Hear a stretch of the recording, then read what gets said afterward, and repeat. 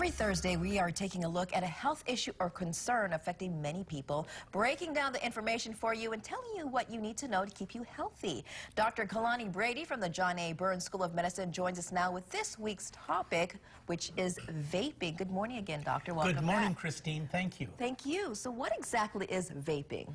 Vaping, or the use of electronic or e-cigarettes, is basically the definition, and there are three parts to a vape or a e-cigarette.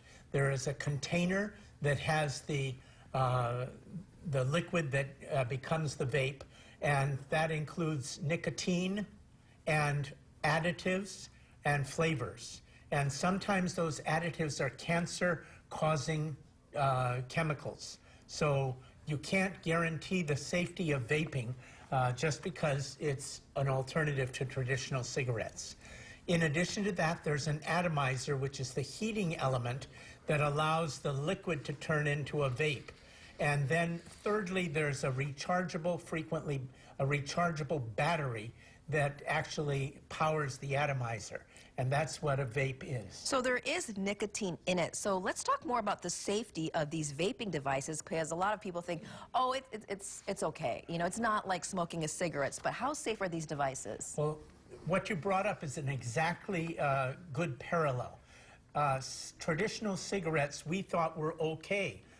Doctors smoked traditional cigarettes, and it took a long time for the research to occur to show how dangerous they were in causing the largest cancer death cause, lung cancer, in Hawaii and the United States. So we don't have any data basically on vaping that can show its safety or lack of safety, and so the jury is largely out.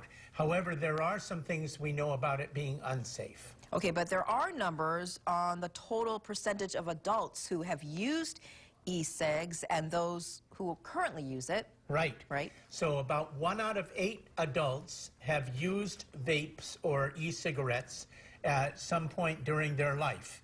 And then about 3.7% are current users of e-cigarettes. And some e-cigs, well, some officials say that using e-cigs could also lead to using cigarettes. Is that true? That is absolutely true. As a matter of fact, if you look at the conversion rate from e-cigarettes to actually smoking traditional cigarettes, the rate is 31%.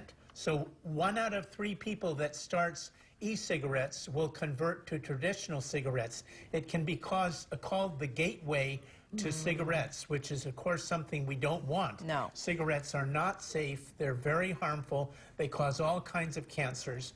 And then if you look at people who start cigarettes without vaping, it's only 3.7%, a much lower number, between 4 and 8%. So vaping is definitely the gateway to traditional cigarettes. And what kind of problems has vaping brought to emergency rooms and doctors? Well, if you look at toddlers in particular and youth, those little bottles that we talked about with the nicotine and the flavors in them, they're a curious bottle. You uncork the bottle, you take a swig, it actually tastes good. You can overdose on the nicotine. You can overdose with a single bottle on a lethal amount of nicotine, and so it has markedly increased emergency room visits for overdoses of nicotine alone. So some people actually drink that? Usually toddlers. Okay, by mistake. By mistake, oh yes. Okay, so just don't leave the e-cig out wherever you are, because they can unscrew it. It does come in parts, and toddlers are curious, and, you know, they'll put it in their mouths, right? And that's what happens. All right. All right, well, thank you so much, Dr. Brady. We'll see you back here next Thursday. I'll be here. All right, sounds good.